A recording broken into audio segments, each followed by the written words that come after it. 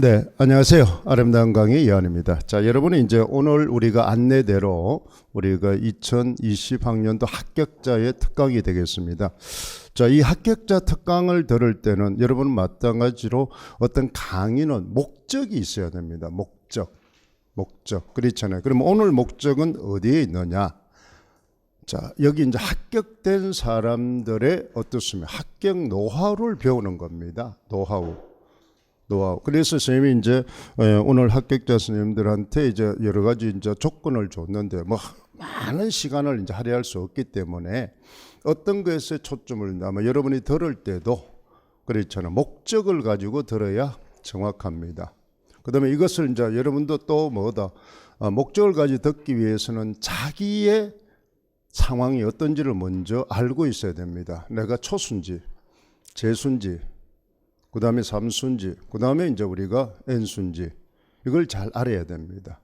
그 다음에 또 초수가 아니고 그 다음 N수 이상이 되면은 내가 그동안에 시험에 봐왔을 때 몇 점 차로 떨어져 왔는지를 알아야 됩니다. 그러면 그 몇 점 차를 어떻게 많이 할 것인지를 자기가 생각하고 들어야 됩니다. 그런 게 준비 없이 그냥 추상적으로 막연하게 들으면 막연하게 그냥 떨어집니다. 그렇죠. 왜 떨어지는지 이유도 모르고 막연하게 떨어지는 거예요. 그 다음에 또 지역이 중요합니다. 그래서 임용을 볼 때는 내가 볼 지역을 딱 정해놔야 돼요.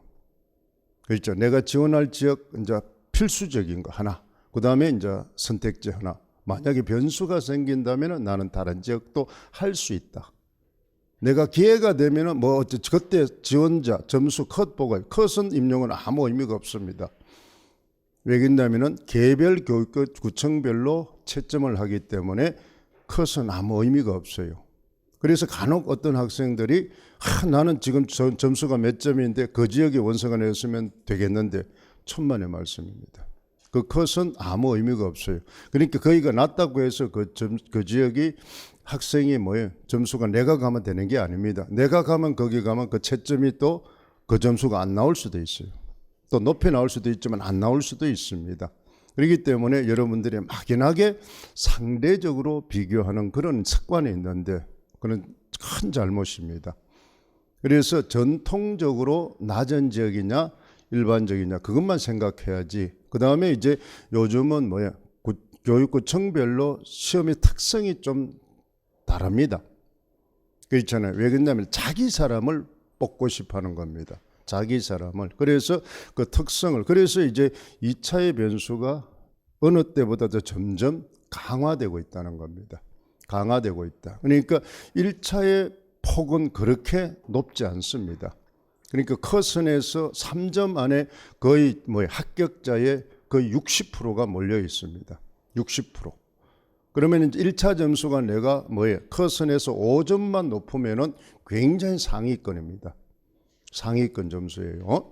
그러면 3점 같으면은 우리가 2차에서 어마어마한 점수가 뒤집어집니다. 2차는 100점에서 60점까지 줄 수 있습니다. 점수를. 60점까지. 그렇잖아요. 그러니까 40점의 편차를 줄 수 있기 때문에 2차가 굉장히 중요합니다. 2차가 중요하다. 그러면 이제 1차를 평가하는 항목과 2차를 평가하는 항목의 특징을 잘 기억을 해야 됩니다. 이제 그런 것들을 여러분들이 아마 주안점을 두면서 자기가 아마 1차를 합격한 사람도 있을 거고 그렇잖아요. 그래서 2차에 떨어진 사람도 아마 있을 겁니다. 그 다음에 1차에 아예 근처도 못 가고 떨어진 사람도 있을 거고 그 다음 1차에 거의 건수의 0점 소수점짜로 떨어지고 지금 우리 학교 선생님들도 보면은 거의 소수점으로 떨어지고 그 다음 1차로 붙었다가 또 떨어지고 2차에서 떨어지고 이는 다양한 경우 그래서 일부러 선생님이 다양한 케이스의 선생님들을 조금 협조를 구했습니다. 지역과 그 다음에 연차와 그 다음에 그러한 이제 경험의 형태를. 그래서 자신이 준비하는 임용 준비생들이 자기 케이스가 어떤 케이스인지 이제 조금 이제 볼 수 있도록. 그렇죠. 그분들이 어떻게 이제 그걸 극복하고 대비했는지 그걸 이제 합니다. 시험은 0.1점이 모자라도 떨어지는 겁니다. 그걸 이제 0.1점이라는 게 굉장히 무섭습니다. 간혹 여러분들이 어떻습니까? 원래 내가 시험에 0.1점이 모자랐다. 또 뭐 2점이 모자랐다. 이러면은 별거 아니라고 생각하는데 그렇죠. 그러면 자기가 좀 약한 부분 그 부분 한 문제만 보통 우리가 한 4점 정도 1차에 컷 차이 나면 크게 생각을 안 합니다. 왜? 4점 한 문제만 맞추면은 그게 합격이 될 수 있겠다. 그러면 제일 약한 부분만 하면 충분히 되겠다. 이런데 천만의 말씀입니다. 이 시험은 0.1점이라도 떨어지면은 그 다음에는 제로 베이스에서 시작해야 됩니다. 0점에서 시작해야 됩니다. 모든 과목에서. 그렇게 해야만이 이제 합격이 가능하다. 또 그걸 여러분 조금 명심하고 그 다음에 여러분한테 꼭 당부하고 선생님 특강할 때도 항상 이야기합니다만은 세계에서 가장 시험이 어려운 시험이 임용입니다. 그리고 또 왜 그러냐면은 이 임용은 수험생 자격이 가장 높습니다. 학력이 제일 높아요. 특히 또 뭐 임용 중에 가장 합격률이 어려운 게 국어과입니다. 그걸 여러분은 국어 선생들은 알아야 됩니다. 다른 과에 여러분 뭐 생각을 해서 뭐 초수도 되던데 그다음에 뭐 금방 되는 사람도 주변에 많던데 그럼 임용이라면 같이 등급으로 두는데 그걸 아니면 내 케이스를 생각해야 돼. 임용은 여러분 뭐 국어는 10,000명 정도 1년에 지원을 합니다. 9,000명에서 10,000명. 그럼 한 300명 정도 뽑습니다. 300명 전에로. 그러면 이제 뭐 1차 같으면 이제 450명을 뽑겠죠. 그죠? 합격대로. 그러면 이제 4% 정도로 들어야 됩니다. 4%. 그러면 여러분 머릿속에 그걸 먼저 생각하세요. 내가 지금까지 살아오면서 4%의 내가 성적이 들은 적 있는지를 한번 먼저 점검을 하세요. 그렇잖아요. 그러면은 일단은 뭐나 이 시험의 합격권하고는 조금 먼 능력을 가지고 있잖아요. 그러면 그 4%를 잡기 위해서 내가 얼마만큼 노력을 해야 되는지를 생각해야 됩니다. 그 다음에 또 하나 두 번째는 뭡니까? 내가 객관적으로 내 성적이 어딘지를 점검을 하세요. 그 말은 이제 뭐다? 즉 우리가 조건이 왜 높다냐면 제일 여러분 임용 시험이 되려면 조건이 첫째 사범대학 국어교육과를 나와야 됩니다. 사범대학 국어교육과는 고등학교 때까지 성적이 좋아야 갈 수 있습니다. 내신 성적이 높아요. 그러면 여기 간 애들은 초등학교 때부터 공부 못한다는 소리를 들어본 적이 별로 없을 겁니다. 그래도 뭐예요? 지방에서 어디 공부를 좀 한다. 그러면 두 번째 조건은 뭐예요? 국문과를 가서 그렇지 않으면 다른 타과에 가서 뭐다? 10% 안에 들어가지고 교직 이수를 해야 됩니다. 그러면 대학교에서 학점이 꽤 괜찮은 애입니다. 그러면 거기서도 공부를 좀 했다는 애예요. 그 다음에 또 이것도 저것도 아니면은 뭐하나? 대학원을 가야 됩니다. 그러면 대학원을 가는 순간 임용을 준비하겠다는 마음을 먹고 가는 겁니다. 그러면 그 사람은 대학원을 준비할 때 2년 반을 준비할 때 임용 공부를 병행을 합니다. 나이가 있기 때문에. 그러면 이 세 사람이 임용을 볼 수 있어요. 그러니까 학력이 굉장히 높다는 겁니다. 그러면 이 세 사람은 전부 다 뭐다? 나보다 머리 싸움은 거의 없다는 겁니다. 머리 싸움은. 그러면 여러분 객관적으로 자기가 졸업 대학을 한번 생각을 해보세요. 그럼 객관적입니다. 뭐 주관적 능력이라 서울대학교 국어, 사범대학 국어교육과도 등수를 한번 내보세요. 10,000명 중에 자기가 몇 등에 해당하는지. 그러면은 자기가 뭐예요? 400명에 들어가기 위해서 얼마나 노력을 해야 되는지를 알아야 됩니다. 얼마나 노력해야 된다. 그런데 이제 또 그러면은 뭐다? 절망할 필요가 없는 게 국어과, 국어교육과나 국문과에 나온 학생들이 졸업생이 임용 국어의 한 절반 됩니다. 합격률이. 그러면 비과, 소위 말하는 국어과 아닌 지역이 한 절반 됩니다. 그러니까 아니더라도 뭐 하는 거예요? 충분히 합격을 할 수 있습니다. 그러면 쉽게 말하면 우리가 그 대학교 명문대학에 나온 뭐다? 우리가 말하는 서울에 인서울에 있는 스카이를 중심으로 해서 우리가 소위 말하는 대학의 학생의 합격률이 높으냐? 그것도 아닙니다. 그러니까 이 임용시험은 그런 원래적인 조건하고는 크게 좌우를 하지 않는다. 왜 그러냐? 아까 얘기했지만은 합격이 될 수 있는 인자를 전부 다 자격을 가지고 있기 때문에 그렇습니다.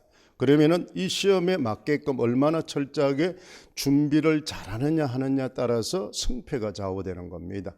그러니까 우리가 이거는 시험을 할 때 일반 시험이다 이런 생각을 하면 안 됩니다. 이거는 전 세계에서 유례가 없는 특이한 시험입니다.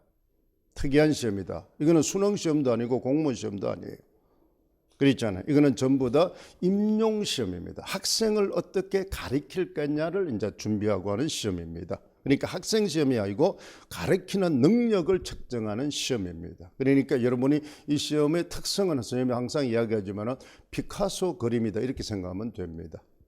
피카소 그림이다. 그러니까 일반적인 우리가 그림을, 그렇죠, 화가의 그림을 보는 시각과 다르다는 생각을 하면 됩니다. 그 생각을 가지면은 임용 공부의 방법이 아마 나올 겁니다. 그런 것들을 좀 정확하게 짚고 여러분이 이제 들어주면은 조금 쉬울 거예요. 자, 아까 얘기했지만 어디에 초점을 둔다? 바로 합격 포인트가 어디 있었던가. 그랬잖아요. 그 다음에 공부를 하면서 터닝 포인트가 뭐였던가. 그렇잖아. 1년 만에 된 합격 포인트, 2년, 3년, 4년 만에 우리가 전환점, 그 기회를 어떻게 해서 잃었고, 그 다음 그것을 어떻게 수정해서 대비를 했기 때문에 내가 합격을 했고, 그렇잖아요. 그 다음에 이제 우리가 공부를 하면서 가장 주의를 해야 되고, 그렇잖아. 좀 지속적으로 가져야 될 자세라든지 학력적인 모습, 그런 거. 그 다음에 이제 그 지원 지역의 특성. 그런데 아마 주안점을 두고 좀 할 겁니다. 그러면 이제 지금 순서는 여러분 프린트에 있는 것처럼 먼저 이제 선생님하고 같이 지금 여기 우리 합격자 선생님은 선생님하고 계속 해왔던 이제 선생님들입니다. 수업을 같이 해왔던 선생님들이에요. 그래서 이제 다양한 이제 경력과 다양한 걸 가지고 있습니다. 그래서 그걸 봅니다. 그래서 먼저 우리가 선생님하고 조교를 이제 하면서 같이 활동을 했던 선생님을 먼저 하겠습니다. 그래서 거기 앞에서 보면은 강원도 그렇잖아요. 안재욱 선생님이 먼저 하고, 그 다음에 경기도, 그 다음에 인주희 선생님을 하고, 그 다음에 첫 번째가 이제 그 다음 연차부터 쭉 되어 있습니다.